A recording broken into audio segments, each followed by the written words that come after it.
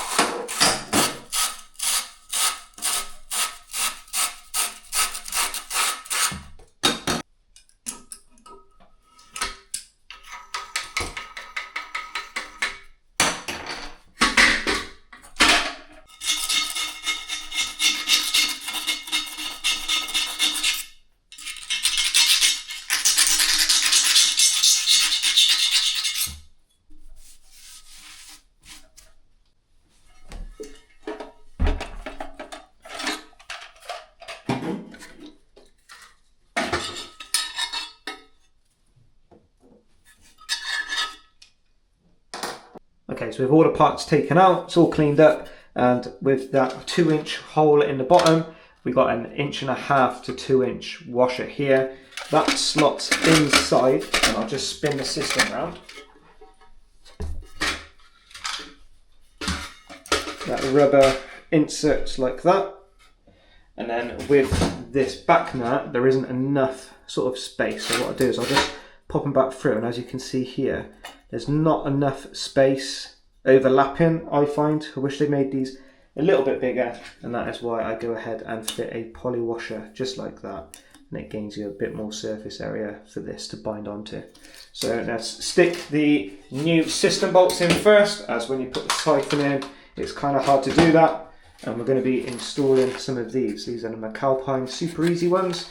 And you might have seen these before, but they're nice stainless, really well made, good material on the nuts, and there's no issue of trying to find the stem when you put the little nuts over the top. This is chamfered here, these go straight over the top, and yeah, super nice, easy action. It's quite a good little fidget spinner actually, to be honest. So yeah, we've got double washer, so we'll go washer in the top, stainless, rubber, that goes through the back, And then we've got another rubber washer that does up, and then this goes up underneath when we attach it to the pan.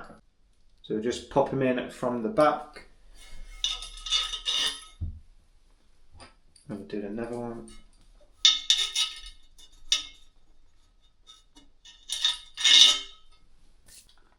Me being me, I just like to put a little bit of silicone in the gap just to help seal that a little bit better.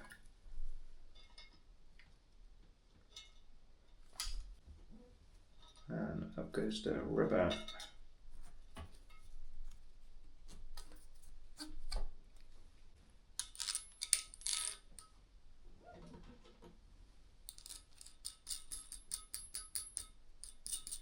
Like I said, I just find that this hardware is just the best.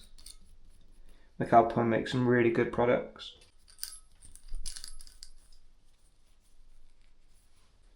And we'll just use a screwdriver in the back, we'll hold the nut, and we should be able to just tighten it down.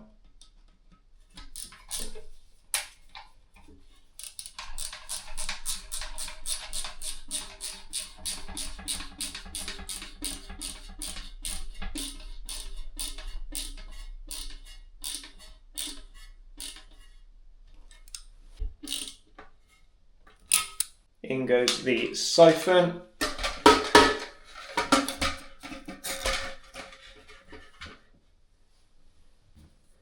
And we'll just fill this gap up underneath with silicone.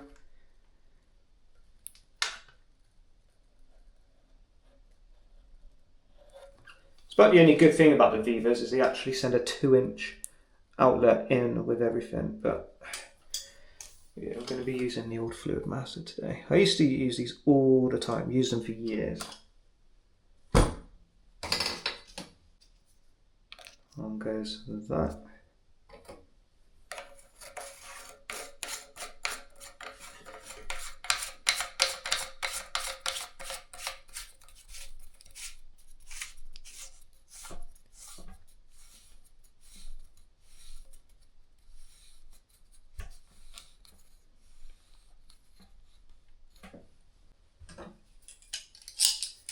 A pair of grips, and I just nip him until he starts stuttering in a way, so like that. That should be enough. I'll give that a nice clean up.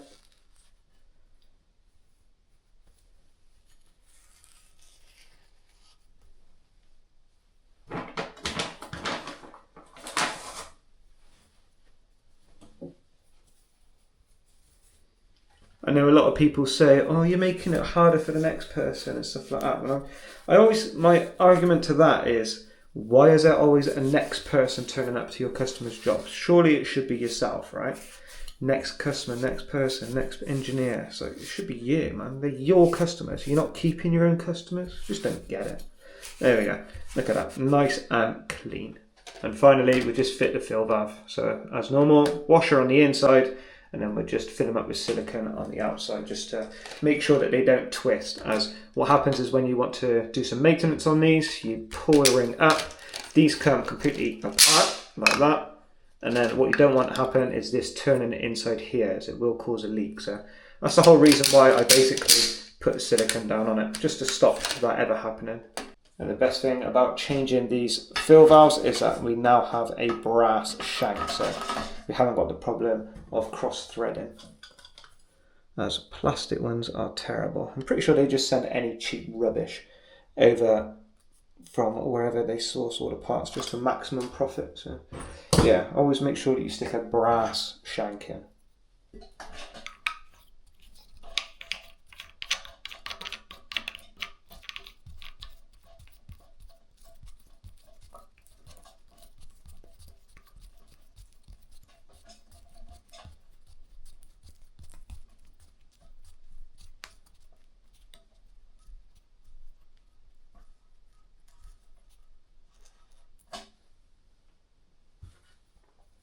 I'll give it a quick clean now so I don't get it all over my grips.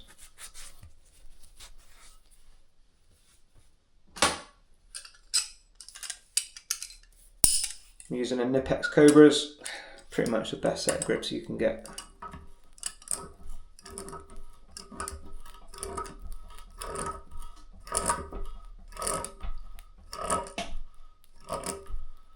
do it again till we got that stutter, like that, and that should be tight enough. Perfect.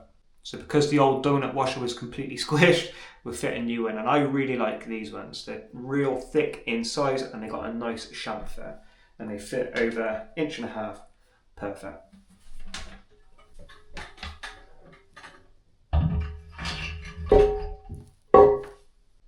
This is the best thing about these hardware, is it goes up. And look how easy that is to do up.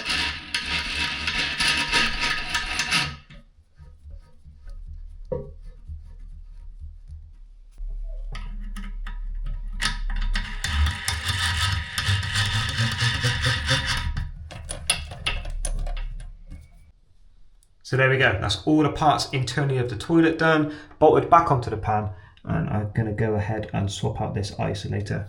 As I know my luck, whoever touches this, if it's a customer or something like that, they're going to be calling me up telling me it's leaking. So yeah, let's go ahead and just swap this out, and then we'll look at the flexi hose situation. Might hard pipe it, might not. So yeah, let's see how we go.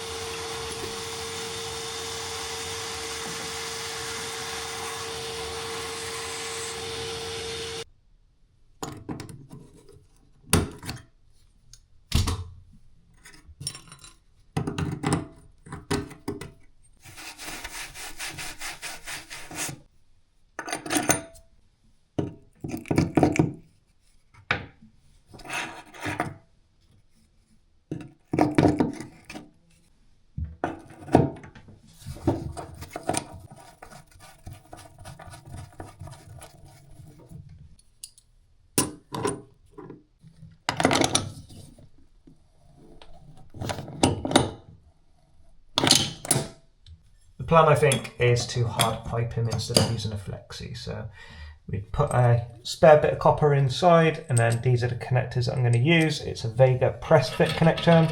I really like him, and we're just going to use him as well. So we've got roughly, I don't know, let's have a little measurement. It's roughly about a 30mm set that we're going to have to do to bend him in. So let's just stick that in the benders. Just bend him close to the edge. Just going to roughly gauge it by eye. Like I said, it's about 30mm.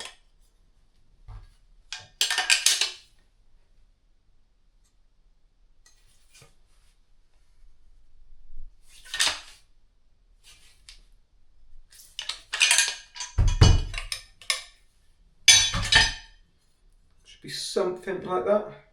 It's pretty close. And we just plonk them inside here. And yeah, by the time that swung around, I don't think that's going to be too far off. So we'll just give them a mark on the bottom of the valve, and we'll cut them to size. These go down roughly about here-ish.